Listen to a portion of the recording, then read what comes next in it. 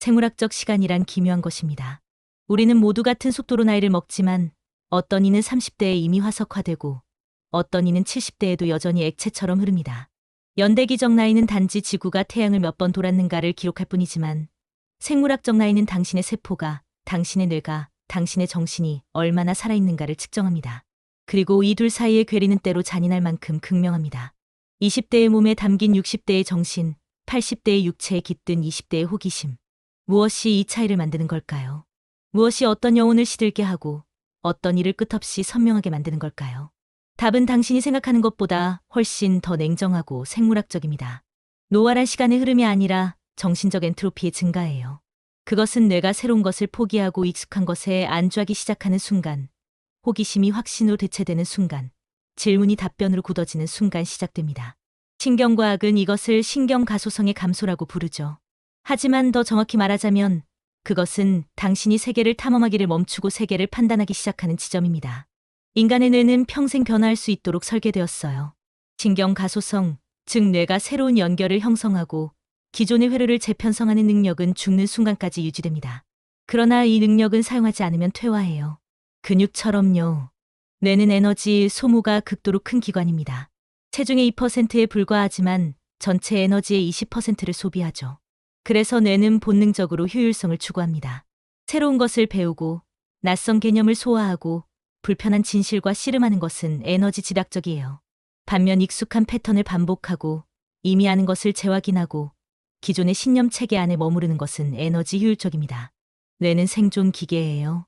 그리고 생존 기계는 언제나 최소 비용으로 최대 효과를 내려 합니다. 문제는 이 효율성 추구가 곧 노화의 시작이라는 점이에요. 당신이 더 이상 배우지 않을 때 뇌는 더 이상 새로운 신경 흐르를 만들지 않습니다. 당신이 더 이상 몰라지 않을 때 전전두엽 피질은 활성화되지 않아요. 당신이 더 이상 질문하지 않을 때 해마는 새로운 기억을 형성하지 않습니다. 그리고 사용되지 않는 신경 흐르는 가지치기 돼요. 뇌는 불필요한 것을 제거함으로써 효율성을 높입니다. 이것이 신경학적 노화의 메커니즘이에요. 당신은 늙는 것이 아니라 단순해지는 겁니다. 복잡성을 잃고 유연성을 잃고 가능성을 잃어요. 늙지 않는 사람들은 이것을 본능적으로 알고 있습니다. 그들은 호기심을 유지해요. 경이로움을 잃지 않습니다. 80대의 물리학자가 여전히 새로운 이론을 공부하고 70대의 예술가가 여전히 낯선 기법을 실험하고 60대의 기업가가 여전히 자신이 모르는 영역에 뛰어드는 이유는 단순히 열정 때문이 아니에요. 그것은 생물학적 생존 전략입니다. 그들의 뇌는 여전히 새로운 자극을 요구하고 새로운 연결을 형성하고 새로운 가능성을 탐색해요. 그들의 전전두엽 피질은 여전히 활성화되고 해마는 여전히 새로운 기억을 만들고 도파민 시스템은 여전히 새로움의 보상을 제공합니다. 그들은 생물학적으로 젊어요. 세포 수준에서, 신경회로 수준에서, 정신적 구조 수준에서요.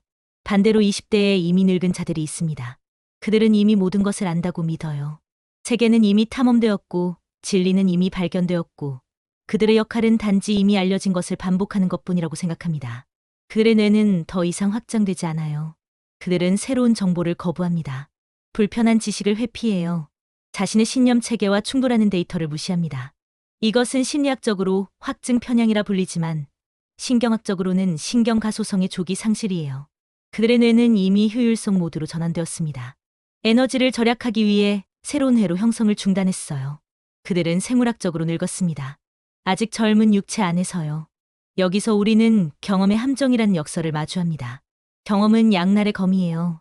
한편으로 경험은 숙련도를 제공합니다. 당신은 더 빠르게, 더 효율적으로, 더 적은 실수로 일을 처리해요. 하지만 다른 한편으로 경험은 고착화를 초래합니다. 당신은 이미 아는 방법으로만 문제를 해결해요. 이미 시도한 해법만 적용합니다. 이미 효과가 입증된 루틴만 반복하죠. 이것이 바로 인지적 경직성입니다. 뇌는 새로운 가능성을 탐색하는 대신 기존의 스키마를 강화해요. 신경학적으로 말하면 같은 회로를 반복적으로 사용하면 그 회로는 강화되지만 동시에 대안적 회로는 약화됩니다. 당신은 하나의 방법에 점점 더 능숙해지지만 동시에 다른 방법들에 대해서는 점점 더 무능해져요. 이것이 전문가의 저주입니다. 전문가는 자신의 영역에서는 탁월하지만 바로 그 탁월함이 새로운 관점을 차단해요. 그들은 너무 많이 알기 때문에 배우지 못합니다. 너무 능숙하기 때문에 실험하지 못해요. 너무 확신하기 때문에 의심하지 못합니다. 그리고 의심하지 않는 정신은 성장하지 않아요. 성장하지 않는 정신은 늙습니다. 빠르게요. 잔인하게요. 늙지 않는 사람들은 전문성을 축적하면서도 초심을 유지합니다. 그들은 나는 모른다라고 말할 수 있어요. 내가 틀렸을 수 있다라고 인정할 수 있습니다. 이것은 내가 이해하지 못한다라고 고백할 수 있죠. 이것은 겸손의 문제가 아니라 인지적 유연성의 문제예요. 확신은 정신을 닫지만 의심은 정신을 엽니다. 확신은 뇌를 고착시키지만 의심은 뇌를 활성화해요. 확신은 에너지를 절약하지만 의심은 에너지를 투자합니다. 그리고 뇌에 에너지를 투자하는 것, 그것이 바로 젊음을 유지하는 메커니즘이에요. 여기서 또 하나의 잔인한 진실을 직면해야 합니다. 과거는 당신을 늙게 만들어요. 추억은 아름답지만 위험합니다. 좋았던 시절을 회상하는 것, 과거의 영광을 되새기는 것, 예전에는 이라는 말로 문장을 시작하는 것. 이 모든 것이 당신의 뇌를 과거에 고정시켜요. 신경학적으로 말하면 추억을 반복적으로 회상하는 것은 해마와 전전두엽 피질 사이의 기존 회로를 강화하지만 새로운 경험을 처리하는 능력은 약화시킵니다. 당신은 점점 더 과거에 살게 돼요. 그리고 과거에 사는 사람은 이미 늙은 겁니다. 반대로 미래를 사는 사람은 젊어요.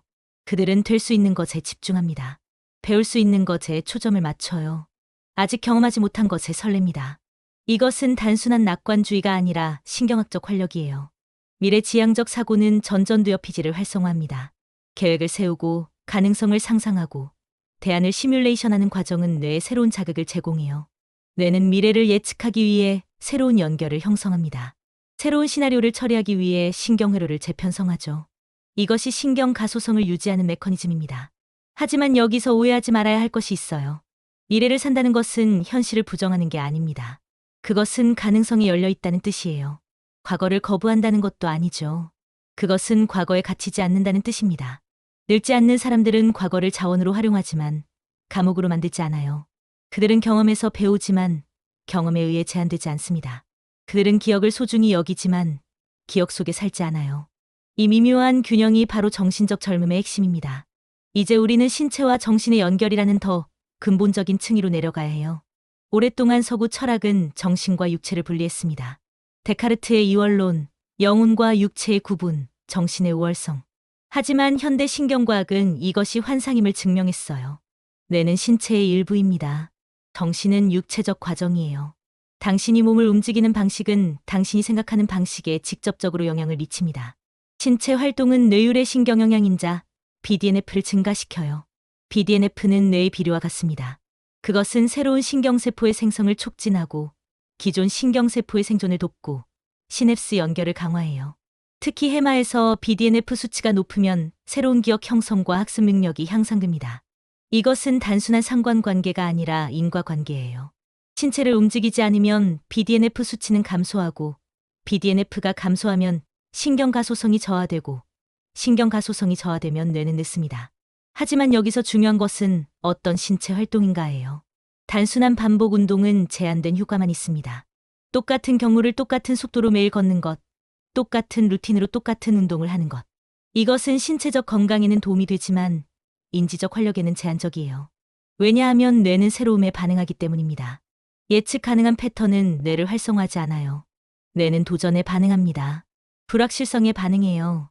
복잡성에 반응합니다. 춤을 추는 것, 새로운 스포츠를 배우는 것, 복잡한 동작을 익히는 것. 이런 활동들은 소뇌와 대뇌 피질 사이의 상호작용을 요구해요. 균형을 잡고 타이밍을 맞추고 공간 속에서 몸을 조정하는 것은 뇌의 여러 영역을 동시에 활성화합니다. 이것이 바로 신경 가소성을 촉진하는 메커니즘이에요. 70대에 탱고를 배우는 사람, 80대에 태극권을 시작하는 사람, 60대에 서핑을 도전하는 사람. 그들은 단순히 몸을 움직이는 것이 아니라 뇌를 재편성하고 있습니다. 그들의 손에는 새로운 동작 패턴을 학습하고 전전두엽 피질은 복잡한 시퀀스를 계획하고 해마는 새로운 운동 기억을 형성해요. 그들은 생물학적으로 젊어지고 있습니다. 반대로 신체적으로 정체된 삶은 정신적 정체를 초래해요. 하루 종일 의자에 앉아 있는 것, 똑같은 자세로 똑같은 동작을 반복하는 것, 신체적 도전을 회피하는 것. 이것은 단순히 근육을 약화시키는 것이 아니라 뇌를 약화시킵니다. 신체의 부동성은 정신의 경직성으로 이어져요. 이것은 은유가 아니라 신경학적 사실입니다. 여기서 우리는 편안함의 역설을 마주해요. 현대 문명은 편안함을 추구합니다. 온도 조절된 공간, 부드러운 의자, 자동화된 시스템, 최소한의 신체적 노력. 우리는 불편함을 제거하는 것이 진보라고 믿어요. 하지만 생물학적 관점에서 보면 편안함은 퇴화를 초래합니다. 인간의 뇌와 몸은 도전에 적응하도록 진화했어요. 스트레스에 반응하도록 설계되었습니다. 불확실성을 해결하도록 최적화됐죠. 모든 것이 예측 가능하고 모든 것이 통제되고 모든 것이 편안한 환경에서 뇌는 할 일이 없어요. 그래서 뇌는 축소됩니다. 능력을 감소시켜요. 불필요한 회로를 제거합니다. 늙지 않는 사람들은 의도적으로 불편함을 선택해요. 새로운 언어를 배우는 고통, 낯선 악기를 익히는 좌절, 이해하기 어려운 책과 씨름하는 곤란함. 그들은 편안함을 거부합니다. 왜냐하면 그들은 본능적으로 알기 때문이에요. 편안함은 죽음의 전조라는 것을요. 도전은 생명의 증거라는 것을요. 그들은 뇌에 스트레스를 줍니다. 좋은 종류의 스트레스를요. 성장을 촉진하는 스트레스를요. 적응을 요구하는 스트레스를요. 신경과학자들은 이것을 호르메시스라고 불러요. 적절한 수준의 스트레스는 시스템을 강화합니다. 너무 적으면 퇴화하고 너무 많으면 파괴되지만 최적의 수준에서는 적응하고 성장해요. 뇌도 마찬가지입니다. 인지적 호르메시스, 정신적 근력 운동. 당신이 이해하기 어려운 것과 씨름할 때, 당신이 아직 익숙하지 않은 것을 연습할 때, 당신이 확신하지 못하는 것을 탐구할 때 뇌는 강화돼요. 새로운 회로가 형성되고 기존 연결이 강화되고 전체 시스템의 유연성이 증가합니다. 하지만 이것은 단순히 열심히 공부하라는 진부한 조언이 아니에요. 핵심은 무엇을 학습하는가가 아니라 어떻게 학습하는가입니다. 기계적 암기는 뇌를 활성화하지 않아요. 단순 반복은 새로운 회로를 만들지 않습니다. 진정한 학습은 의미를 구성하는 과정이에요. 새로운 정보를 기존 지식과 연결하고 패턴을 발견하고 통찰을 얻고 이해의 구조를 재편성하는 것. 이것이 뇌를 변화시킵니다. 늙지 않는 사람들은 평생 학습자예요. 하지만 그들이 배우는 방식은 학교에서 배운 방식과 달라요. 그들은 시험을 위해 공부하지 않습니다. 자격증을 위해 배우지 않아요. 남에게 보이기 위해 지식을 쌓지 않습니다. 그들은 순수한 호기심에서 배워요. 이해하고 싶어서 배웁니다. 세계가 어떻게 작동하는지 알고 싶어서 배우죠. 이 내재적 동기가 바로 핵심이에요. 외재적 보상을 위한 학습은 얕습니다.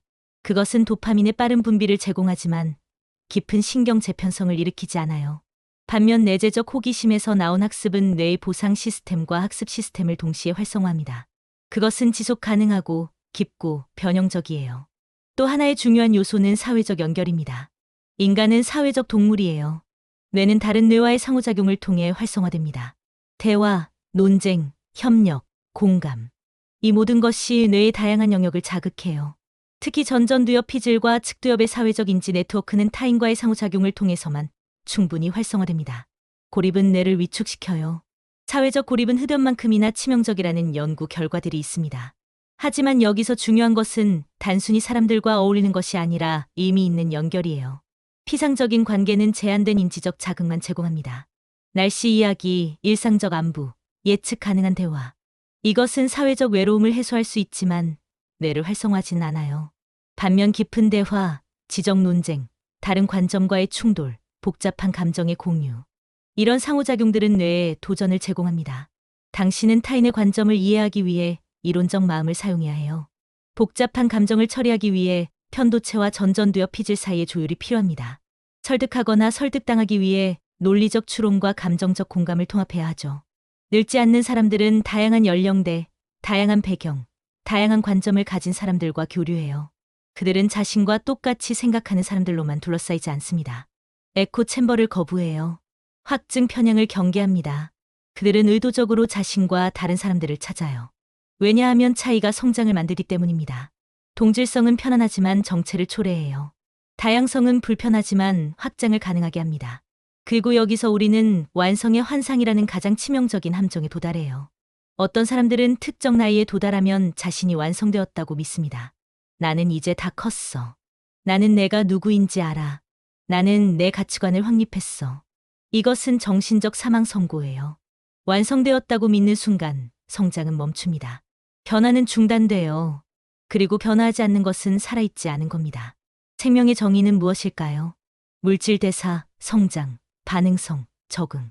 살아있다는 것은 변화한다는 뜻이에요. 환경에 반응한다는 뜻입니다. 새로운 정보를 통합한다는 뜻이죠. 정체된 것은 죽은 겁니다. 바위는 변하지 않아요. 시체는 변하지 않습니다. 화석은 변하지 않아요. 살아있는 것만이 변합니다. 성장해요. 적응합니다. 재편성되죠. 늙지 않는 사람들은 절대 완성되지 않아요. 그들은 평생 작업 중입니다. 영원한 초안이에요. 계속 수정되는 프로젝트입니다. 80세에도 그들은 여전히 되어가는 중이에요. 여전히 배우는 중입니다. 여전히 변화하는 중이죠. 이것이 그들을 젊게 유지하는 겁니다. 그들은 나이를 먹지만 늙지 않아요. 세월은 흐르지만 정신은 유연합니다. 몸은 쇠약해지지만 호기심은 예리해요. 반대로 젊은 나이에 이미 완성되었다고 믿는 사람들이 있습니다. 그들은 더 이상 자신을 의심하지 않아요. 더 이상 세계관을 수정하지 않습니다. 더 이상 근본적인 질문을 던지지 않아요. 그들은 답을 얻었습니다. 진리를 발견했어요. 자신을 확립했죠. 그리고 그 순간 그들은 화석화되기 시작합니다. 정신적 석화, 영혼의 골화. 그들은 생물학적으로 살아있지만 정신적으로는 이미 표본이 되었어요. 이것이 진정한 노화입니다. 세포의 텔로미어가 짧아지는 것이 아니라 정신의 가능성이 줄어드는 거예요. 피부에 주름이 생기는 것이 아니라 사고의 경직성이 생기는 겁니다. 관절이 굳는 것이 아니라 관점이 굳는 거죠. 그리고 이 과정은 20대에도 시작될 수 있고 80대에도 일어나지 않을 수 있어요. 그것은 연대기적 나이와 무관합니다. 그것은 당신이 성장을 멈추는 순간과 관련이 있어요. 그렇다면 어떻게 늙지 않을 수 있을까요? 답은 단순하지만 실천하기 어렵습니다. 완성되지 않으려는 의지를 유지하는 거예요.